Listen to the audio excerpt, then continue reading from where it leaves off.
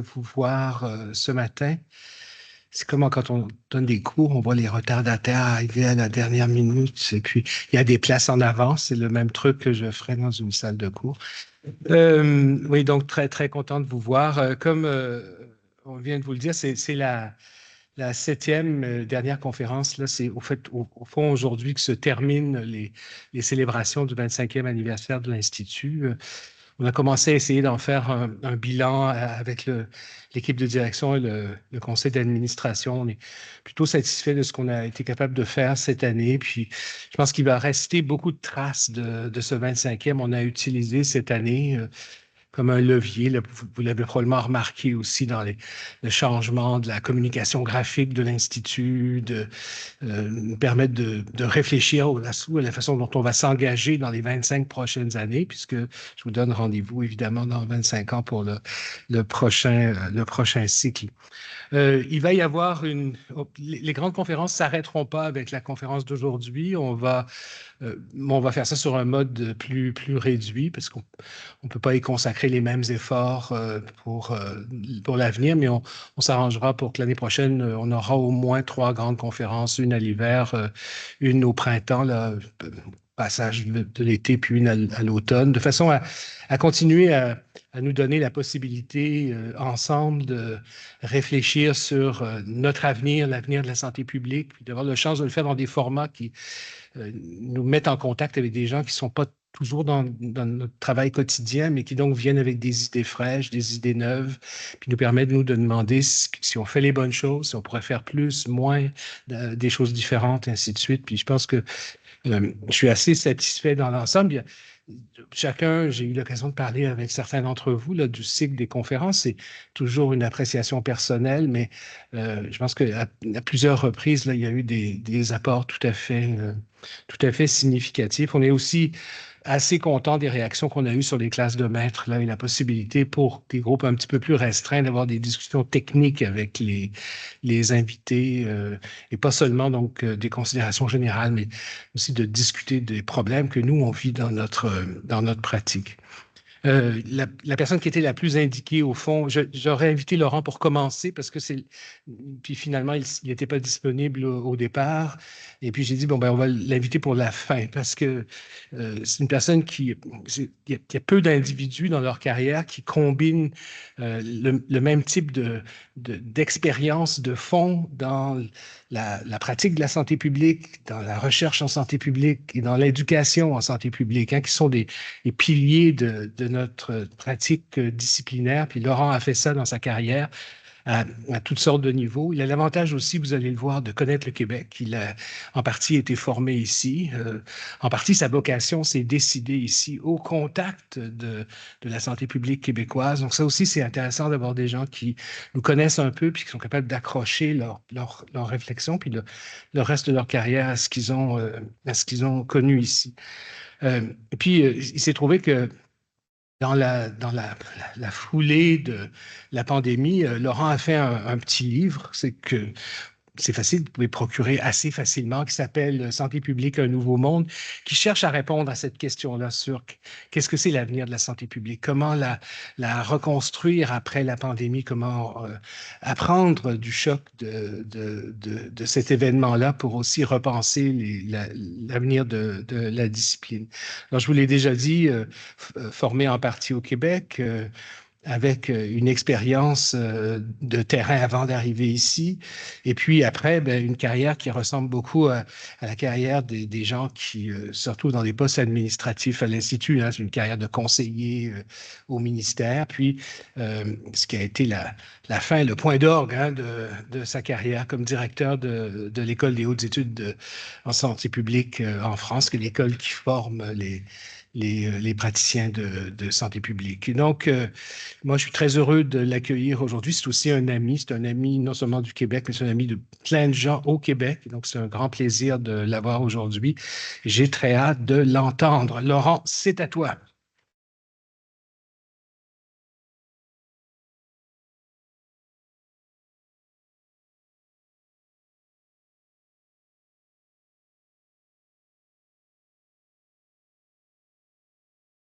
Avant de vous remercier, Je vais essayer d'être sûr que ça fonctionne.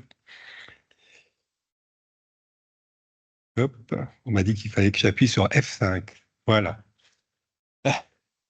Donc, tout d'abord, un grand merci, un grand merci à l'ensemble de l'INSPQ de m'avoir invité aujourd'hui. C'est vrai que ça me fait très plaisir d'être avec vous. Ça me fait très plaisir d'être au Québec, qui est un pays, un endroit que j'aime beaucoup. Merci Pierre Gerlier aussi de ton invitation personnelle parce que c'est pour moi un moment important à la fois parce que je suis dans la poursuite d'une réflexion et vous allez voir, c'est vraiment une réflexion que je veux partager avec vous sur finalement on en est où de la santé publique et où est-ce qu'on peut aller. Et puis c'est aussi dans une dimension de partage. Je ne suis pas totalement certain que ce que je vais vous dire s'applique complètement au Québec. Je ne suis pas non plus certain que ça s'applique totalement à la France, mais je crois qu'il y a un certain nombre de choses dont il faut qu'on prenne conscience collectivement pour pouvoir aussi relancer une certaine dynamique et puis un certain espoir sur ce à quoi nous pouvons servir en santé publique pour un monde meilleur. Donc, bon, c'est peut-être un enjeu important, un enjeu peut-être un peu trop ambitieux, mais en tout cas, c'est ce que je souhaitais partager avec vous aujourd'hui. Alors, je vais aller directement maintenant dans le vif du sujet. Et puis, peut-être dans un premier temps, juste vous dire comment je souhaite organiser les 40 minutes qui me sont dévolues. Et en fait, c'est la poursuite d'une réflexion que j'ai commencé à avoir au milieu des années 2010, parce qu'on entendait beaucoup parler d'un certain nombre de choses sur des évolutions. Il y a énormément de documents, d'articles sur la notion de transformation. Et j'avais envie de comprendre qu'est-ce que ça voulait dire exactement. Et donc, j'avais déjà essayé de poser une première pierre, c'était en 2016, avec un article que j'avais commis sur les transformations des systèmes de santé. Et là, j'ai souhaité aller un peu plus loin, y compris avec ce que j'ai pu voir depuis une dizaine d'années.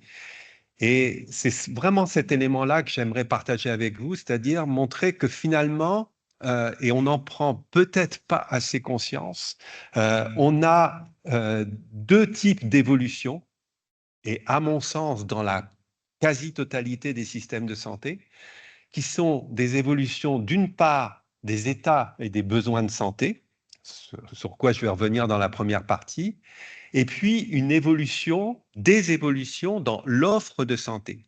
Et je vous le dis tout de suite, comme ça vous allez pouvoir vous endormir un petit peu, que ce soit ici ou à distance. Mais l'élément majeur de ce que je souhaite partager avec vous, c'est que sur les évolutions des états et besoins de santé dans nos pays industrialisés, finalement, on est à peu près avec les mêmes enjeux. Et on va les retrouver partout. On va les retrouver aussi dans les pays en développement, peut-être avec un certain nombre de différences, mais globalement, ça s'applique à peu près partout. Que par contre, sur les évolutions de l'offre de santé, à la fois, on a une sorte de tension entre des éléments d'enjeu communs et des réponses que souhaitent ou que pourraient faire les systèmes de santé, où là, des différences vont se marquer. Et l'intérêt, à mon avis, de la santé publique, c'est de comprendre quelles sont ces évolutions et comment on peut justement prendre en compte l'ensemble et les interfaces entre les états de santé et la réponse à travers l'offre de santé pour construire des systèmes de santé qui soient finalement en capacité de répondre aux défis qui nous attendent dans les prochaines années. Et pour moi, la santé publique, n'a peut-être pas assez pris conscience de ça, et c'est là qu'il faut qu'elle donne des réponses. Pas sur des choses qui sont connues depuis longtemps, mais beaucoup sur ces notions d'interface entre finalement les états de santé et l'évolution de l'offre. Donc, c'est dans un premier temps, alors, je vais passer très vite sur deux transitions que vous connaissez et qu'on entend tout le temps. Mais bon, je ne pouvais pas véritablement faire l'impasse pour aller vers d'autres peut-être qui sont un peu moins énoncées, un peu moins fréquentes dans les discours que l'on peut voir. Alors, la transition épidémiologique, je ne vous ferai pas l'affront de vous parler de ce qu'est la transition épidémiologique. Je vais peut-être juste insister sur quelques points au niveau de cette transition épidémiologique.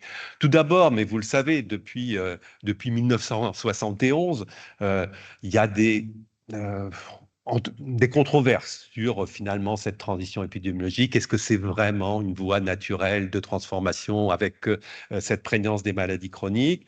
Je cite Julio Frenk qui a essayé de parler plutôt de transition sanitaire plutôt que de transition épidémiologique en y ajoutant des aspects de stratégie, d'organisation nécessaires pour faire face à ce développement des maladies chroniques.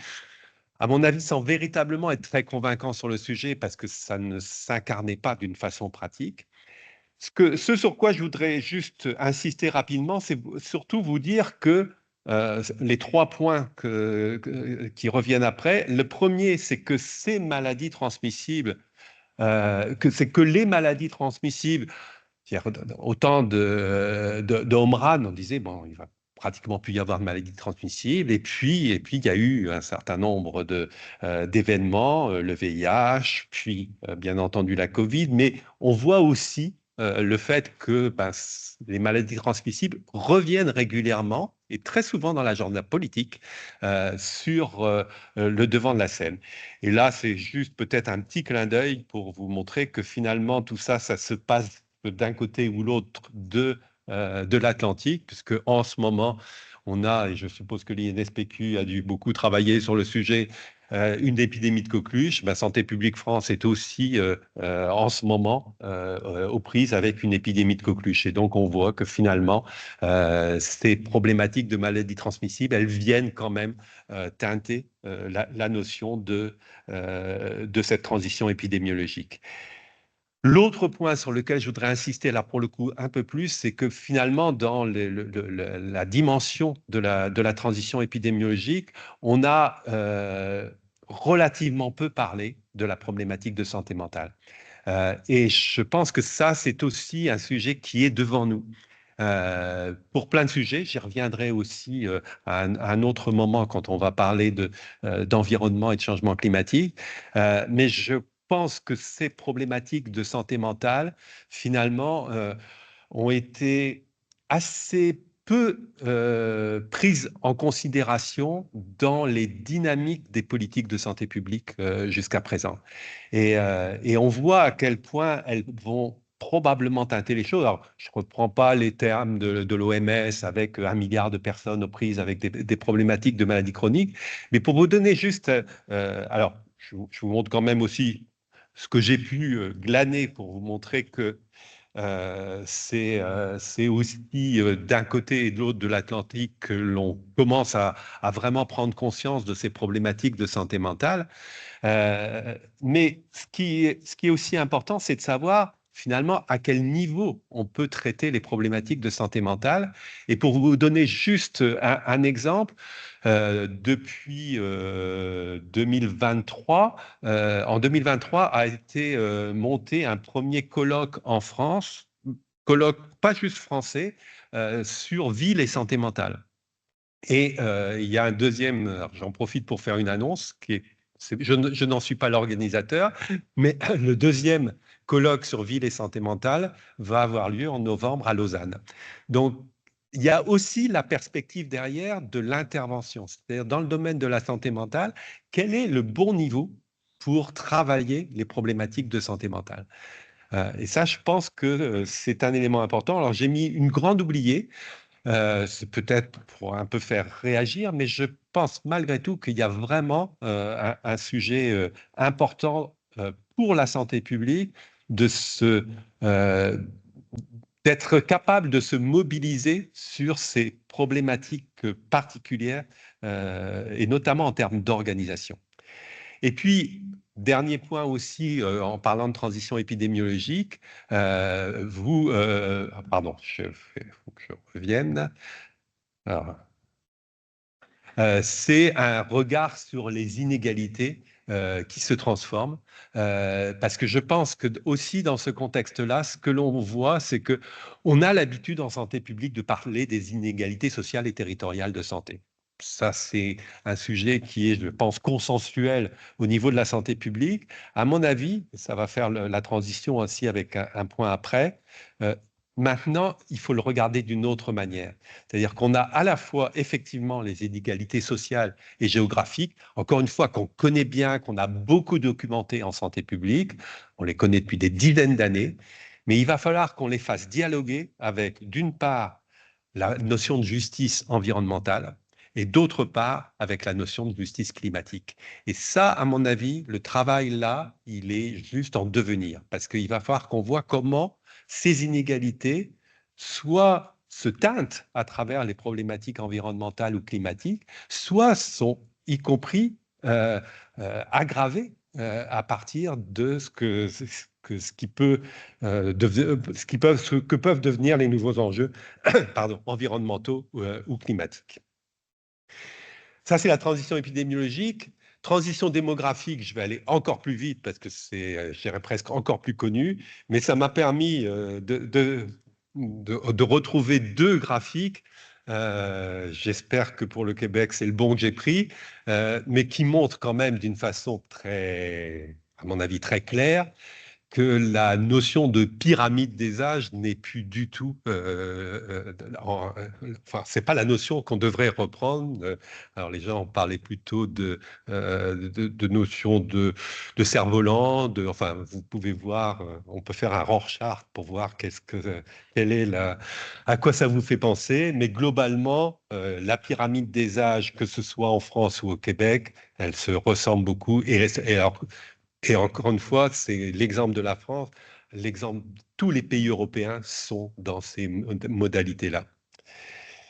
Je fais un petit focus particulier sur les centenaires, parce que la notion de centenaire va faire référence aussi à quelque chose dont on n'a pas énormément pris conscience en santé publique. Alors, on sait bien qu'il va y avoir un poids démographique à travers les personnes âgées, mais vous voyez, j'espère que vous arrivez à le voir, sur les centenaires, on voit une évolution extrêmement rapide du nombre de centenaires. Donc, vous avez sur la gauche les centenaires, je vais prendre mes lunettes parce que moi je ne le vois pas bien, vous avez les centenaires en France. Vous voyez, donc en 1970, il y avait 1100 centenaires. En 2023, 30 000. Et les prévisions sont de 210 000 dans l'option médiane pour la France. Alors, j'ai vu qu'au 1er juillet 2021, pour le Canada, vous aviez aussi une évolution extrêmement forte des centenaires. Et ce qui est, en tout cas pour moi, interrogeant, c'est que quand on regarde la France par rapport aux autres pays européens, et quand on le regarde, alors vous avez le nombre de personnes de 100 ans pour 1000 personnes de 60 ans en 2020, la France a un nombre beaucoup plus important de centenaires que les autres pays européens, ce qui correspond aussi à quelque chose qu'on connaît bien en France, c'est-à-dire qu'on a une espérance de vie après 65 ans qui est une des plus fortes au monde. Mais tout ça, encore une fois, dans un contexte d'évolution qui est le même à peu près partout. La tendance est la même partout. Il correspond avec des choses que vous connaissez bien aussi, la fécondité. Alors, je vous le dis aussi parce que c'est assez nouveau en France. C'est-à-dire que jusqu'à présent, en France, on avait un indice synthétique de fécondité qui était plutôt autour de 2, et il est en train de rejoindre la plupart des pays européens, et le Québec en est aussi une illustration importante. Donc ça, c'est les deux transitions que vous connaissez bien, et encore une fois, je ne pense pas vous avoir appris quoi que ce soit, sinon vous avoir illustré un certain nombre de choses. Là où je voudrais intervenir, c'est pour dire que dans ces évolutions des états de santé, il y a d'autres transitions qui interviennent et qui sont au moins aussi importantes et pour lesquelles finalement, alors soit elles sont assez nouvelles, soit on ne les a pas assez travaillées en termes de santé publique. Alors là, la première d'entre elles, c'est la transition environnementale et climatique. Donc, ce schéma-là, je pense que vous le connaissez toutes et tous, hein, mais c'est simplement pour dire qu'il y a quand même un concept dans ces notions de transition environnementale et climatique qui est le concept d'une seule santé, One Health, qui est en train de bousculer beaucoup un certain nombre de choses que je dirais qui nous étaient familières en santé publique, et notamment quelque chose qui a trait à finalement euh, quelle est la place de l'humain dans la notion d'une santé planétaire. Et ça, je crois que c'est important parce que, alors là, je prends plutôt l'exemple de la France que je connais mieux, mais ça a bousculé en santé publique parce qu'on s'est dit, mais avec qui on doit travailler? Et on avait quand même l'habitude de travailler avec nos partenaires, je dirais, habituels, mais très peu avec les vétérinaires, sauf en cas de crise, très peu avec les biologistes, très peu avec les climatologues. Et là, c'est en train de changer. Et ça, je pense que c'est un élément aussi important parce que ça va nous ouvrir en santé publique à d'autres visions, à d'autres regards sur les problématiques de santé. Et on est, je pense, à l'aube d'une transformation assez profonde. Pour vous donner un exemple très concret, ce matin, j'étais dans un Zoom sur les problématiques d'environnement et santé. J'étais avec une personne qui était un environnementaliste, une deuxième personne qui était une climatologue et le troisième qui était un élu local. Donc, ça nous modifie, je dirais, nos partenariats confortables, pour être un peu provocant sur le sujet. Santé environnementale et santé climatique, je vous donne deux illustrations pour la France et pour l'Europe. Ça, c'est un graphique qui vous montre qu'en 10 ans, alors il est moins parlant parce que, je dirais, on le voit. Il y a un point. Non, bon, mais vous le voyez, entre 2012 et 2022, on voit quand même que il y a de plus en plus de cas de fièvre West Nile, notamment sur le pourtour méditerranéen. Mais l'autre qui est très, très, je dirais, parlante pour la France métropolitaine, c'est ça, c'est la présence du moustique tigre. Donc, vous voyez que le moustique tigre a fait sa première apparition en France métropolitaine en 2004. C'était à Menton, pour être très précis. Et en 2024, quasiment toute la France est maintenant, il y a une implantation de ce moustique tigre dans pratiquement tous les départements français.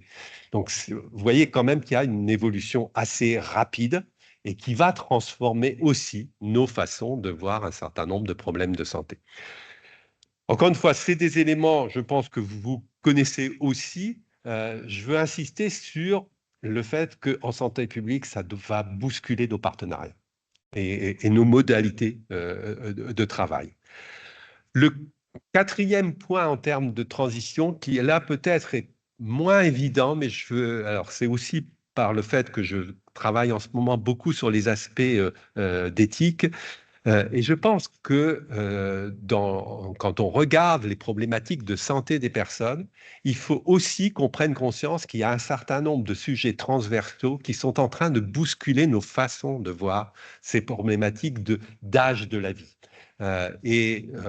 Donc, en France, alors je pense que ça sera intéressant ici, y compris d'avoir vos réactions là-dessus, mais en France, nous avons des enjeux sociétaux extrêmement forts sur les problématiques à certains âges de la vie.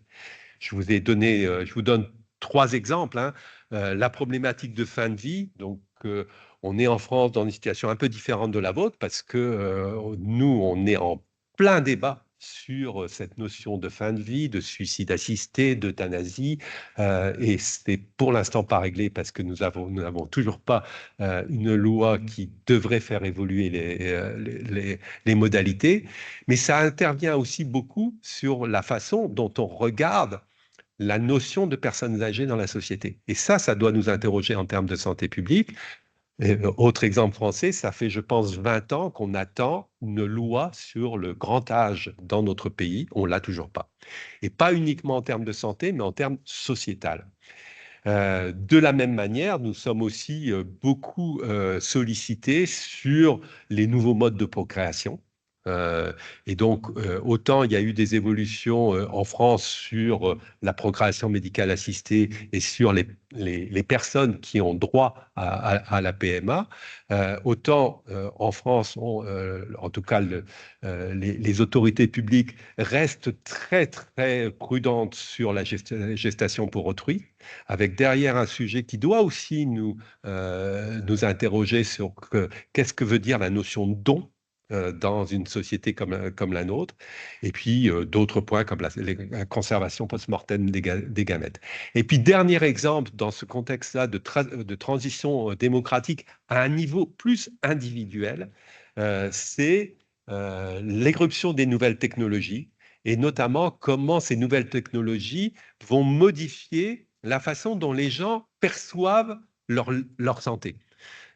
Et ça, je pense que c'est aussi un sujet qui est devant nous, et notamment sur la manière dont ça va intervenir sur les notions de dépendance, sur les notions d'autonomie, sur les notions de capacité à être présent au niveau de la société avec des outils nouveaux. Donc, c'est l'intelligence artificielle, c'est l'interface cerveau-machine, etc., etc. Mais on aura probablement l'occasion d'en reparler. Ça, c'était la première grande partie sur les évolutions des états et des besoins de santé. Maintenant, je veux vous parler de la deuxième partie sur les évolutions dans l'offre de santé. Et là, je pense aussi que c'est un élément, encore une fois, ce que je vous ai dit au début, où on a des enjeux communs, mais on a aussi des différences, voire des divergences d'appréciation dans les différents pays. Alors, il y a un certain nombre de points donc, que l'on retrouve largement dans une grande partie des systèmes de santé. Encore une fois, c'est une réflexion et vos impressions et vos réactions au niveau du Québec, à mon avis, seront intéressantes enfin, à mon avis, seront intéressantes pour moi, en tout cas, ça c'est sûr, pour voir si effectivement on a ces enjeux communs ou pas. Le premier enjeu, je pense ne pas trop me tromper, c'est en France, comme au Québec, comme dans beaucoup de pays, on a un système engorgé qui fonctionne en entonnoir sur l'hôpital. Et en termes de santé publique, on ne peut pas se désintéresser de cet élément-là parce qu'il est quelque chose d'extrêmement fort pour nos concitoyennes et nos concitoyens. Donc, qu'est-ce qui fait qu'on a ces systèmes engorgés? On a une réflexion là-dessus, mais est-ce que véritablement on est acteur des solutions à trouver? Ça, c'est une autre chose. On a, deuxième point, une disparité de la ressource humaine en santé. Je reviendrai là-dessus après, peut-être un peu plus en détail. On a aussi des obstacles financiers à l'accès aux soins. Je voudrais là peut-être faire une petite parenthèse qui me semble importante, parce que vous avez ce qu'on appelle le reste à charge. Donc, ce que les économistes appellent le reste à charge, mais je pense qu'en santé publique, on ne peut pas se désintéresser de ça. Et ce que l'on voit, c'est que les pays de l'OCDE ont un reste à charge, ce que déboursent effectivement les ménages en termes de soins, qui est très différent d'un pays à l'autre. Et là-dessus, la France est plutôt performante, puisque c'est le reste à charge le plus bas des pays de l'OCDE. Je n'ai pas trouvé le Québec, mais j'ai trouvé le Canada. Le Canada est plutôt dans une situation moyenne. C'est très important pour le point dont je vais parler juste après, parce que derrière, c'est un enjeu majeur dans des systèmes gouvernementaux, dans des systèmes étatiques qui sont en crise financière. Et donc derrière, exemple qui date de cette semaine, le nouveau gouvernement français pense à rehausser les franchises des hôpitaux et pour aller voir le médecin, pour essayer, et ce qui va avoir un impact sur un reste à charge plus important pour les ménages. Donc, il y a vraiment, me semble-t-il, un enjeu non négligeable sur est-ce que finalement on a un système accessible financièrement. Le quatrième point, mais le deuxième sur lequel je voudrais faire une illustration, c'est sur le fait que tout ce qui va arriver dans les prochaines années va demander un investissement en santé. Donc, ça entraîne des coûts. Et cet investissement, c'est ce que l'on commence à voir en France, aiguise un certain nombre d'appétits et des appétits privés. Alors, pardon, j'espère avoir fait le bon lien, mais peut-être, voilà. Et ça, c'est un élément qui est très nouveau pour nous, mais que je voulais partager avec vous, parce que nous avons en France un système dans lequel le privé existe depuis longtemps. Un tiers des lits d'hôpitaux sont des lits privés en France. Mais arrive quelque chose de très différent que nous appelons la financiarisation. C'est-à-dire que des fonds d'investissement sont en train de prendre pied dans de nombreux pays parce que la santé va être quelque chose de rentable, parce qu'on est certain que les dépenses de santé vont continuer et vont se développer. Et donc, comme on a des systèmes de protection sociale ou en santé qui font en sorte que finalement, le fait d'investir dans la santé, c'est des investissements qui ne sont pas à risque du tout, puisque la puissance publique couvre ces risques-là. Et donc, dans ce contexte-là, un certain nombre de groupes privés de finances sont en train d'investir un certain nombre de sujets. On a eu ce mois-ci un rapport du Sénat en France qui vient dire que finalement, cette financiarisation arrive à de nombreuses étapes et à de nombreux niveaux de notre système de santé. L'exemple que je vous montre, c'est les laboratoires de biologie médicale, où depuis quelques années, ils sont en train de se regrouper et d'être financés par des fonds d'investissement. Et donc là, ce qu'a montré le document du Sénat, c'est que 6 grands groupes maintenant concentrent plus de 60% de l'offre en biologie médicale en France. Et c'est en train de se développer. Je vous dis ça aussi parce que l'OCDE a eu pour mandat de réfléchir sur le sujet et va publier un rapport en mars ou avril, normalement, non pas sur l'ensemble du système de santé, mais sur la manière dont les investisseurs financiers sont en train d'entrer dans les soins de santé primaires, de première ligne. Et nous voyons en France un certain nombre de centres de santé qui sont en train d'être approchés par des groupes financiers. Donc c'est un enjeu, et encore une fois, c'est un enjeu que nous, en santé publique, nous devons aussi regarder.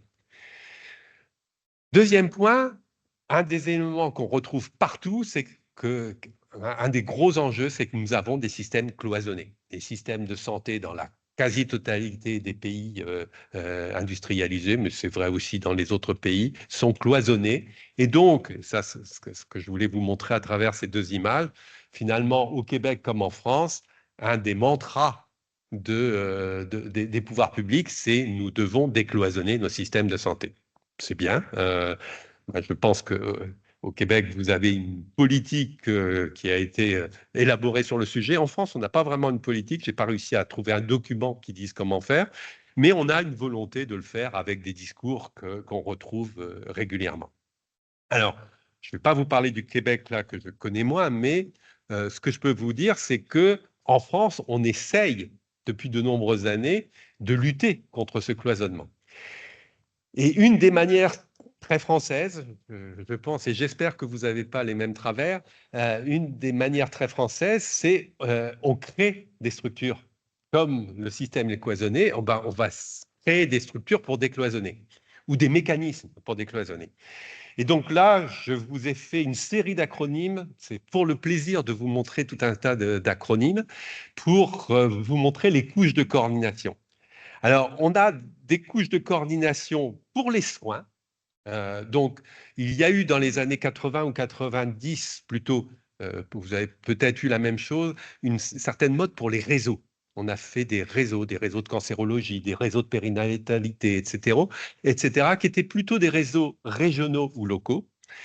Et puis là, depuis un certain nombre d'années, on invente d'autres structures. Alors les GHT, qui sont les groupements hospitaliers de territoire, donc pour que les établissements hospitaliers travaillent ensemble sur un même territoire, principalement publics, les privés, pas vraiment. On a les CPTS, les communautés professionnelles territoriales de santé, qui est une manière de faire en sorte que les libéraux puissent se coordonner entre eux. Là, on est en plein développement des CPTS dans notre pays. Mais on a aussi les CLIC, qui sont les comités locaux alors le I, je me souviens même plus ce que c'est, mais de coordination, qui est pour tout ce qui tourne autour de la coordination des services autour de la personne âgée. On a maintenant aussi les DAC, les dispositifs d'appui à la coordination. Donc, vous voyez bien que quand on veut coordonner, il faut appuyer aussi ceux qui coordonnent. Bon, donc c'est compliqué. Et puis, on a la même chose aussi pour la prévention et la promotion de la santé, avec des dispositifs qui sont très intéressants, mais qui sont aussi en couche. Donc, les contrats locaux de santé, les ateliers santé-ville, les conseils locaux en santé mentale, les programmes territoriaux en santé mentale. Vous voyez, on crée ces couches-là parce qu'on a besoin de coordination. Et donc là, je trouve que ce qui serait intéressant, en tout cas dans les comparaisons entre nos pays, c'est qu'on essaye de comprendre pourquoi il y a ce cloisonnement et qu'est-ce qu'on peut faire dans chaque situation pour arriver à vraiment décloisonner. Alors, de la même manière, en France, on expérimente beaucoup. Alors, on a mis en place des financements et là, on a depuis maintenant, je pense que c'était 2018, si ma mémoire est bonne, ou peut-être 2017, on a une loi qui a institué ce qu'on a appelé l'article 51. Alors, si vous allez en France, dans le réseau de santé, et que vous parlez de l'article 51, tout le monde va comprendre. Donc, c'est l'article 51 de la loi de financement de la sécurité sociale qui permet des dérogations financières pour des expérimentations.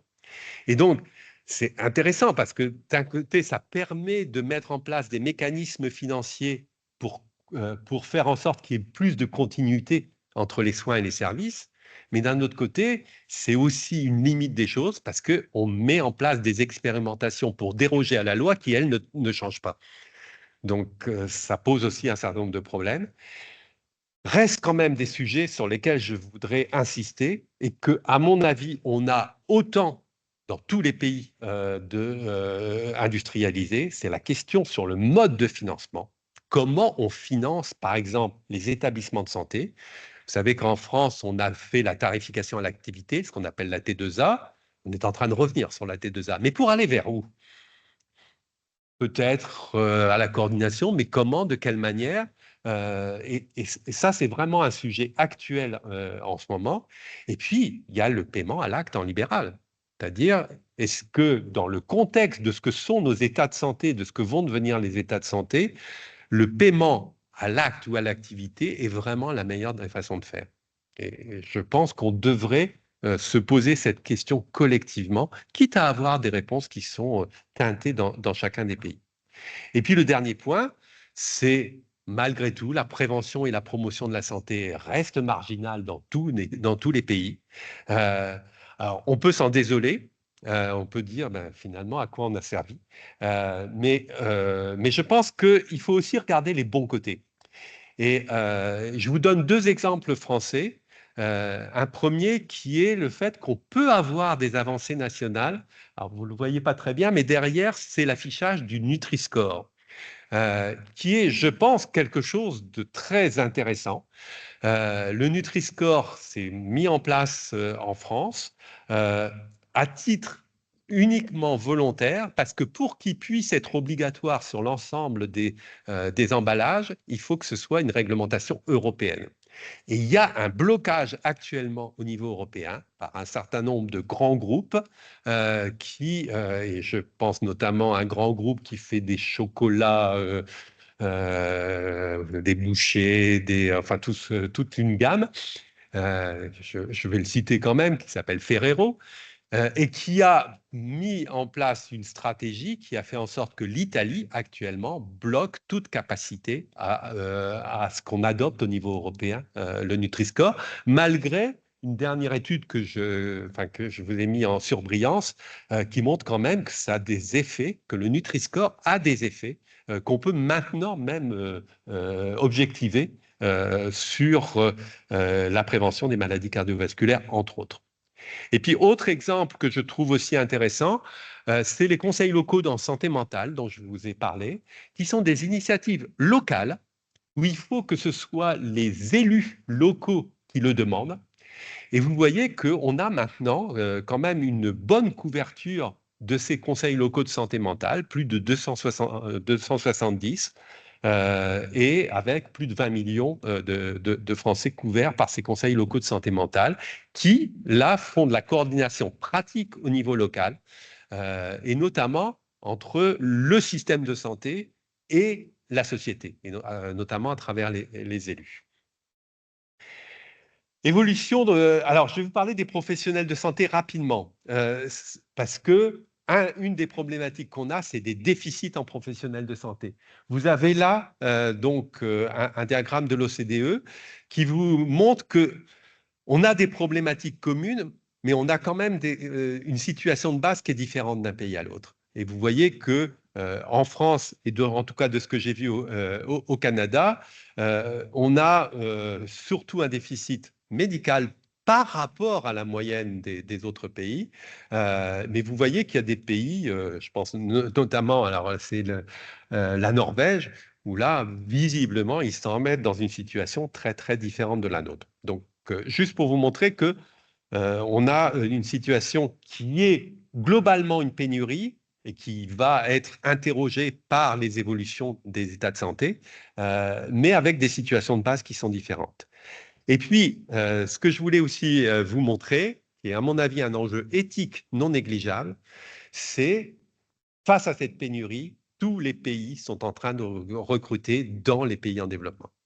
Et avec une concurrence effrénée, ce n'est pas nouveau, mais ça s'accélère. Et vous voyez là les flèches, mais vous pourrez les voir sur le diaporama à tête reposée, montrent quand même qu'il y a un certain nombre de pays qui puisent d'une façon extrêmement forte dans les pays en développement. Alors, ce n'est pas que dans les pays en développement, mais quand on voit par exemple les politiques actuellement du Royaume-Uni ou de l'Allemagne pour essayer d'attirer les professionnels, ou de la Suisse, c'est quand même assez impressionnant et assez effrayant, me semble-t-il. Et donc, dans ce contexte-là, l'autre élément sur lequel je veux insister, c'est les transformations des modes de pratique des professionnels de santé. Et là, c'est probablement à visualiser d'une manière différente d'un pays à l'autre, mais nous, en France, on voit la fin des exercices solitaires, on voit des modifications extrêmement fortes dans les temps de travail, et avec des éléments d'une réactivation de souffrance au travail des professionnels de santé. Les professionnels de santé utilisent les nouvelles technologies d'une façon très différente de ma génération et ont ce besoin. Ce qu'on a aussi particulièrement en France, c'est une dichotomie très forte qui continue entre le sanitaire et le social. Ça, c'est juste un élément pour vous montrer l'évolution des pratiques collectives en France. Vous voyez qu'en 2019, il y avait 943 ce qu'on appelle des maisons de santé pluriprofessionnelles. En 2022, on en a près de 1800. Donc, il y a une très, très forte augmentation et donc une très forte structuration nouvelle de la première ligne à travers ces exercices collectifs. L'impact des nouvelles technologies sur l'offre de santé. Je vais aller très vite parce que le temps m'est compté. Et je pense que c'est quelque chose que vous connaissez, que nous connaissons tous, mais on n'en a pas véritablement pris la mesure parce qu'on a aussi une incertitude sur ce que ça va entraîner dans l'évolution du système de santé. Probablement une évolution des pratiques, alors une évolution des modes d'organisation des services. Je vous donne juste un exemple français. Il y a une start-up française que vous avez peut-être entendu parler qui s'appelle Doctolib, qui est en train de modifier complètement les prises de rendez-vous en première ligne. Et vous voyez avec des évolutions, y compris sur les temps d'attente, qui paraissent intéressantes, mais ce que ça fait aussi, c'est que cette entreprise, qui est une entreprise privée, est en train de développer un quasi-monopole sur nos systèmes de santé à travers ces prises de rendez-vous qui sont maintenant plus uniquement des médecins, mais de l'ensemble des professionnels de santé, plus uniquement en ambulatoire, mais aussi dans les structures hospitalières. Et vous voyez donc qu'elle a été valorisée en 2023 à 5,8 milliards d'euros. Donc vous voyez, quand je vous parle d'investissement pour la santé, ça représente des milliards. Révolution dans certains métiers. Qu'est-ce que vont devenir les anapathes? Qu'est-ce que vont devenir les radiologues avec l'intelligence artificielle, etc. Transformation des attentes et des demandes des patients et des usagers, y compris dans le domaine des dépendances et des handicaps. On voit que ces nouvelles technologies sont en train de modifier fortement les choses. J'ai vu un article ce matin sur des expériences au Canada qui sont extrêmement puissantes sur la notion d'autonomie et de dépendance. Et puis, des systèmes d'information qui abritent des mégadonnées. Je pense que l'INSPQ fait comme tout le monde et doit, mais c'est une opportunité aussi, prendre en compte ces nouveaux outils et les utiliser à bon escient. Mais pour moi, l'élément majeur à travers tout ça, ces évolutions des pratiques professionnelles, ces nouvelles technologies, etc., c'est ça. C'est est-ce que finalement, on va être capable de concilier une demande de technologie de plus en plus forte avec un besoin d'humanité de plus en plus fort. Et comment on va faire? Et à mon avis, en santé publique, on doit se préoccuper de ça. Participation aux enjeux environnementaux et climatiques, je suis obligé d'aller très vite, mais c'est juste pour vous montrer que c'est un élément qu'on essaye d'objectiver en France de plus en plus. Et donc, il y a une structure qui s'appelle le Shift Project en France, qui a montré, donc les graphiques viennent de là, que pratiquement la moitié de l'empreinte carbone française, qui est 8% de l'empreinte carbone, est due à notre système de santé. Et là-dessus, la moitié, ça vient d'où? Des médicaments et des dispositifs médicaux. Donc, il va falloir qu'on prenne en compte ces éléments-là. C'est loin d'être simple, mais c'est un élément majeur. Donc, je n'ai pas retrouvé l'empreinte carbone du système de santé au Québec, mais je ne sais pas si vous êtes plus proche des Anglais qui sont à 4,5, 5, ou plus proche de nous et des Américains à 8, 8,5. Et puis, vous voyez là, c'est un deuxième qui montre aussi, c'est finalement tous les secteurs de nos systèmes de santé, de l'ambulatoire au médico-social, enfin ce qu'on appelle le médico-social, c'est-à-dire les personnes âgées, les personnes handicapées, en passant par l'hôpital, toutes les structures sont impliquées dans cette recherche d'une empreinte carbone qui diminue. Le rôle, alors, dernier point dans ces enjeux que je voulais vous brosser avec vous, c'est les modèles de démocratie en santé. Nous avons de plus en plus une responsabilité de développer une démocratie en santé dans tous nos pays, mais quelle démocratie en santé? Et je veux insister là-dessus parce que à mon avis, là, les interactions entre les différents modèles, entre les différents pays sont intéressantes parce que nous n'avons pas les mêmes modèles. Et vous voyez que moi, j'ai essayé de voir quels sont les 5 grands pôles pour la démocratie en santé, les associations et les organismes sans but lucratif, mais aussi les collectivités territoriales de proximité, ce qui implique qu'on ait aussi une vision de la décentralisation de nos systèmes de santé.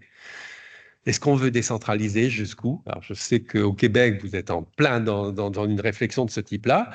Nous avons un enjeu majeur, c'est le fait que les collectivités territoriales, je vous ai parlé des conseils locaux de santé mentale, je vous ai parlé des modalités que sont les CLS, les contrats locaux de santé, etc. Les collectivités territoriales, et notamment par rapport aux enjeux environnementaux et climatiques, sont de plus en plus profondément moteur dans les initiatives et les expérimentations qui se mettent en place. Les représentations professionnelles, comment on peut faire bouger aussi les représentations professionnelles. Les organismes payeurs, chez nous c'est l'assurance maladie, chez vous, je ne sais plus si c'est la RAMQ ou si c'est la nouvelle structure qui va être aussi impliquée. Et bien entendu, quel est le rôle de la puissance publique au niveau national, les ministères. Et je pense qu'on devrait aussi être capable de bien comprendre quelles sont les interfaces entre ces différentes représentations de la démocratie pour les faire jouer pleinement dans des systèmes qui leur permettent de trouver un équilibre. Et je pense que l'équilibre qu'il y aura au Québec ou en France ne sera pas exactement le même. Peut-être même très différent.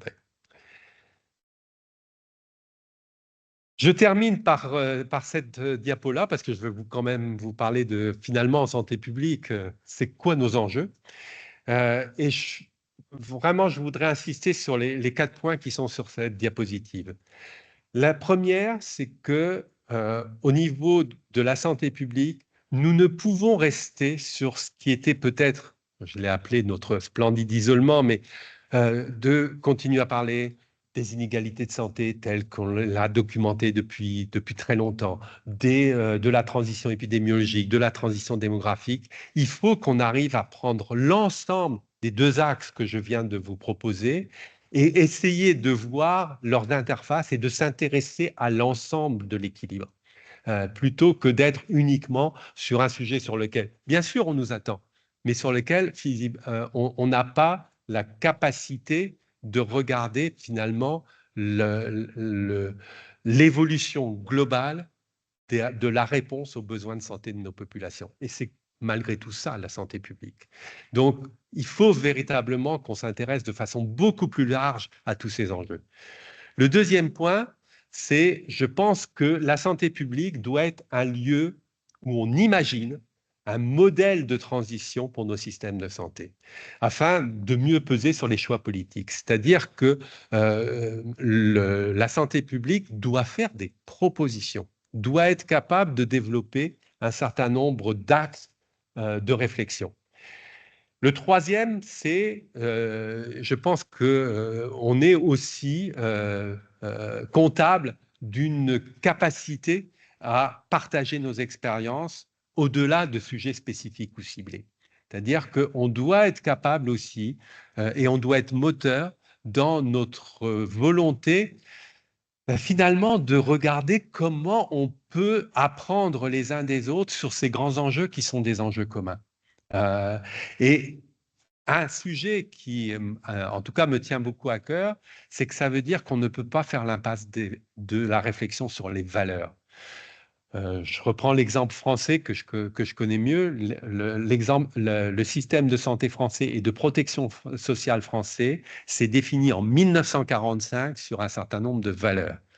Ces valeurs n'ont pas été réinterrogées depuis, alors qu'elles se sont transformées. Et je pense qu'il est temps de penser aussi à finalement, dans le contexte géopolitique et d'évolution de notre planète et de nos pays, finalement, quelles sont les valeurs auxquelles on veut encore adhérer? Est-ce qu'elles sont les mêmes? Est-ce qu'elles sont transformées? Et je pense que c'est important d'avoir cette réflexion au niveau d'un pays, mais aussi de se les partager. Qu'est-ce que ça veut dire aujourd'hui une valeur de solidarité pour nos systèmes de santé? Et puis, dernier point, parce qu'il se trouve que je travaille beaucoup sur les sujets d'éthique en ce moment, c'est, je pense aussi qu'il faut qu'on accompagne une préoccupation éthique en santé publique. Je sais qu'à l'INSPQ, vous êtes très, très développé sur la notion d'éthique, mais c'est de façon plus large, c'est-à-dire comment finalement on fait partager avec l'ensemble de la société ces valeurs que je viens de nommer et comment on est capable de mettre en place finalement une interrogation, une réflexion régulière sur la manière dont on veut conduire un système de santé avec et pour les citoyennes et les citoyens. Voilà ce que je voulais partager avec vous et puis je vous remercie de votre attention et puis j'ai terminé par une photo d'un vélo parce que c'est de la mobilité active en automne au Québec.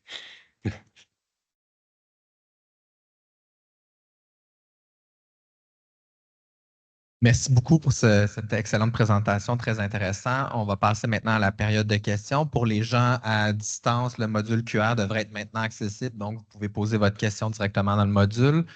On pourrait commencer avec des questions dans la salle si jamais quelqu'un avait une question? Réal? Il y a un micro qui s'en vient. Merci beaucoup, Laurent, pour cette très intéressante présentation.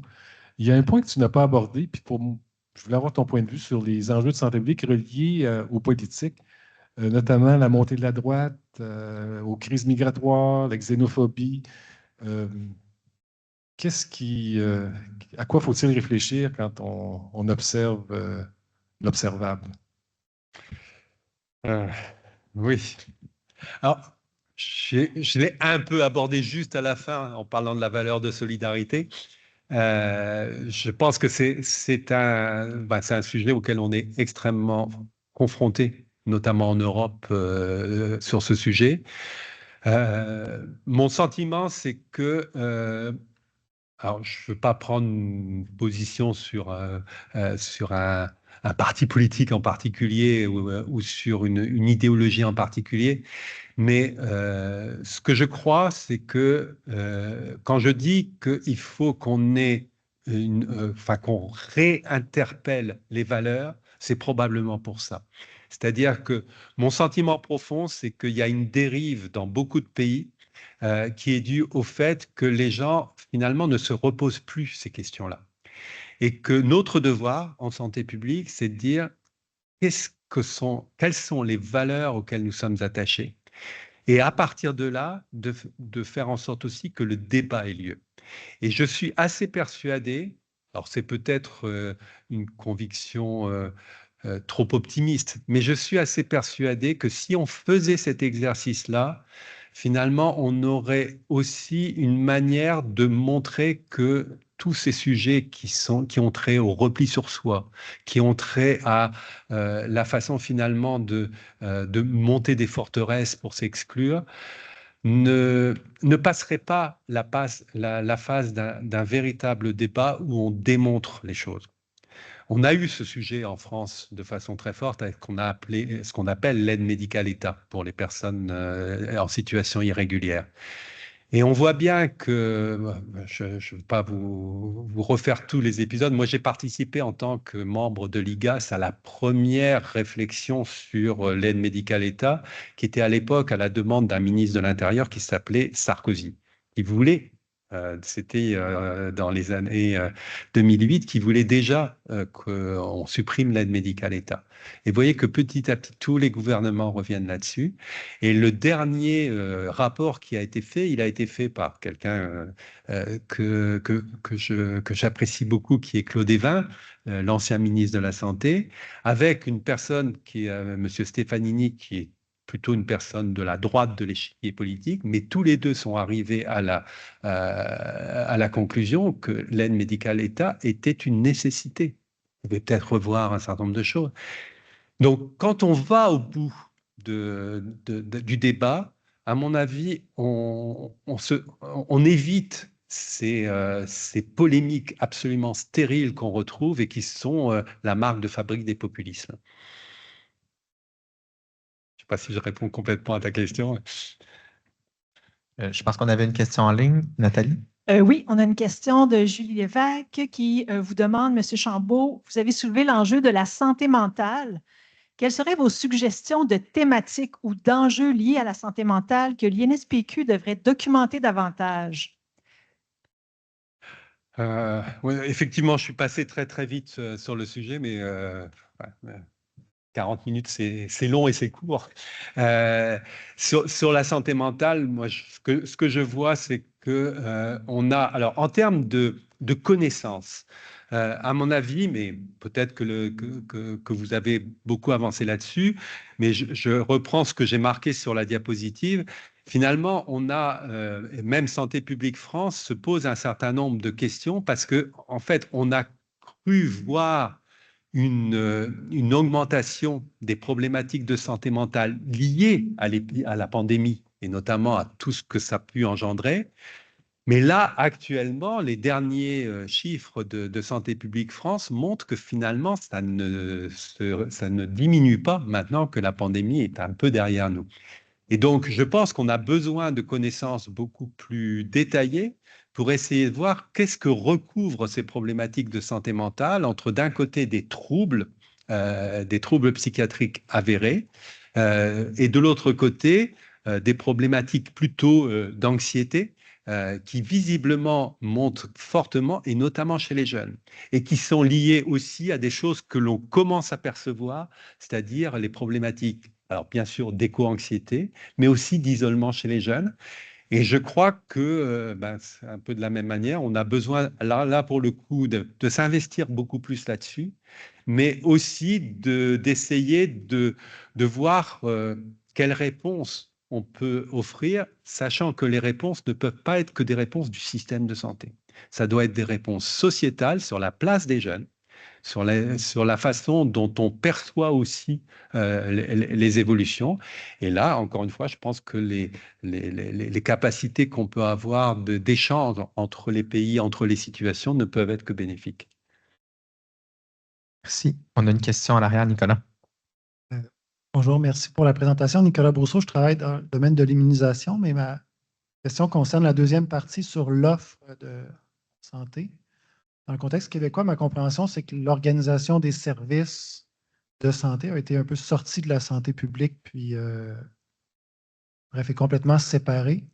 J'ai la misère à voir comment la santé publique pourrait agir là-dessus dans le contexte québécois. J'étais curieux de savoir en France si c'est intégré à la santé publique, les gens qui travaillent sur l'offre des soins de santé, l'organisation des services de santé, puis comment ça fonctionne. Alors, merci de la question. C'est un sujet qui est très cher à mon cœur. Parce que j'ai été, comme l'a dit Pierre Gerlier, j'ai été élevé, nourri avec la perception québécoise de la santé publique et de la santé communautaire. Et donc, j'ai des cheveux blancs. Je connais une ou deux personnes dans la salle qui étaient avec moi à ce moment-là, mais il y a eu des débats très forts quand moi je suis arrivé au Québec dans les années 80 sur la place de la santé publique par rapport au système de soins. Et avec un élément très fort qui a été de dire il faut protéger la santé publique. Pour pas qu'elle se fasse avaler par le système de soins, par les gens qui travaillent sur le système de soins.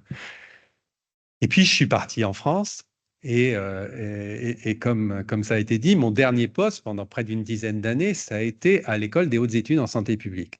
L'École des hautes études en santé publique, c'est maintenant effectivement une structure universitaire et de recherche qui travaille sur la santé publique. Mais c'est aussi, et ça a toujours été, une structure qui forme les cadres du système de soins. Et notamment les directeurs d'hôpital, les directeurs de structures pour les personnes handicapées, pour les personnes âgées. Et mon sentiment profond, y compris en ayant occupé ce poste pendant 10 ans, c'est que c'était une valeur ajoutée extrêmement importante pour le HESP de pouvoir former ces personnels-là, parce que, à mon sens, toutes les personnes qui travaillent dans l'organisation du système de soins sont des professionnels de santé publique qui ont une compétence particulière en gestion. Mais c'est des professionnels de santé publique. Ils ne le savent pas, ils ne sont pas formés en général pour ça, ils l'oublient très vite. Mais c'est un des enjeux majeurs. Et je pense que le fait de confronter d'un côté la santé publique, de l'autre côté l'offre de soins et de services, à mon avis, est une manière de scléroser nos initiatives. Je pense qu'on a besoin de faire des liens. Et si vous travaillez en immunisation, on ne peut pas faire de l'immunisation sans les professionnels du soin. Donc, on a besoin de travailler avec eux. On a besoin de voir quels sont les éléments pour eux importants dans le cadre d'une politique publique. Et donc, mon sentiment profond, c'est qu'il ne faut pas avoir peur du système de soins, de son organisation. Et en tant que structure de santé publique, au contraire, il faut une voix pour dire, finalement, notre rôle, c'est aussi de travailler à l'organisation d'un système de santé et de soins qui soit au service des citoyens. Donc, il y a vraiment, je pense, un changement de position à avoir. Et encore une fois, de ne pas avoir peur en se disant on est le petit poussé. Non, la voie de la santé publique est une voie qui est une voie, à mon avis, importante parce que c'est une voie qui permet les interfaces. Mais bon. Merci. Pour la prochaine question, on va aller en ligne avec Nathalie. Alors, une question de Régent Dion qui se demande, pourriez-vous aborder l'impact de la transition de la politique vers l'extrême droite sur les ressources allouées aux organisations de santé publique? Non, je ne le peux pas, parce que l'extrême droite n'est pas au pouvoir en France. Non, mais c'est difficile de le dire parce que, et y compris quand on regarde la situation dans des pays européens comme l'Italie, comme ce qui est en train de se passer peut-être en Autriche, comme ce qui se passe en Hongrie. Alors d'abord, est-ce qu'ils sont d'extrême droite? Est-ce qu'ils sont de droite extrême? Est-ce que c'est des systèmes illibéraux, etc. Déjà, je ne veux pas m'aventurer là-dessus parce que les mots ont de l'importance et je ne veux pas qualifier les choses sans avoir un corpus important pour être capable de défendre le terme que je vais employer. Mais d'une manière générale, moi, ce que je crois, c'est qu'on est dans une époque qui est d'un paradoxe total. C'est-à-dire que tout nous montre que les problématiques de santé sont interreliées, ce que j'ai essayé de montrer avec la coqueluche, avec les problématiques des maladies transmissibles, mais aussi avec le Nutri-Score, avec les problématiques de surpoids, d'obésité, etc., etc. Donc, on est dans un monde, et avec ce qu'apporte le concept d'une seule santé, One Health, donc on est dans un monde où on n'a jamais eu autant la conscience de cette interpénétration, de cette interdépendance, et donc de la nécessité d'une solidarité. Et en regard, on n'a jamais eu autant de retour vers des mirages de forteresse, de repli sur soi, et vers le fait que finalement, si on arrive à construire des murs, des frontières, qu'ils soient en briques ou qu'ils soient virtuels, on va réussir à préserver un certain nombre de choses dans le domaine de la santé. Et donc, probablement, un certain nombre de mouvements que je qualifierais plutôt de populistes font croire qu'on serait capable, avec des politiques simplement de protection extrême, de répondre à des menaces qui viennent, bien entendu, de l'extérieur. Donc, c'est plutôt comme ça que je répondrai à cette question. On avait une question dans la salle, Marie-Lou. Bonjour, merci pour votre excellente conférence. Moi, j'avais une question par rapport à l'augmentation significative des maisons de santé pluridisciplinaires en France. Vous en avez un petit peu parlé. Est-ce que vous pouvez nous en dire davantage sur les effets en termes de santé publique? Sur les effets en termes de santé publique. Bon, d'abord, je pense que c'est, en tout cas en France, une transformation extrêmement profonde qui est en train de se faire et qui est relativement peu impulsée par alors le ministère dit qu'il faut un objectif de 4000 maisons de santé pluridisciplinaires, mais le mouvement, il a commencé par la base et notamment par les professionnels qui, d'une part, veulent changer leurs pratiques. Ils ne veulent plus travailler comme les aînés. Donc, en France, on avait une tradition très forte de cabinets solitaires au niveau libéral. C'est en train d'exploser complètement. Et les maisons de santé pluridisciplinaires deviennent une réponse collective. Et je pense que ça modifie, donc les modalités professionnelles. 2, ça implique beaucoup de travail pluriprofessionnel. Donc, dans ces maisons de santé pluriprofessionnelles, il n'y a pas que des médecins. Et de plus en plus, il y a une gamme importante de professionnels de santé. Ça modifie les rapports à la prévention parce que ces structures-là, un peu à la manière des CLSC, mais d'une façon peut-être, je dirais, non pas institutionnalisée, mais pragmatique, s'intéressent à la prévention. Ils ne sont pas formés, mais ils s'intéressent, ils essayent de voir comment ils peuvent faire. 4, ça modifie aussi beaucoup les liens avec les collectivités territoriales qui voient d'un très bon œil le fait que s'implante ce type de structure parce que ça permet de répondre aux problématiques des déserts médicaux. Donc, et moi, ce que je pense, c'est qu'à terme, ça va modifier aussi les modes de rémunération des professionnels. Et donc, dans ce contexte-là, enfin, je ne vais pas aller en détail, mais on pourra le faire si vous voulez, mais on a 2 structures en France. On a les centres de santé et on a les maisons de santé pluriprofessionnelles. Les centres de santé sont avec des gens salariés. Les centres de santé sont aussi en augmentation en France.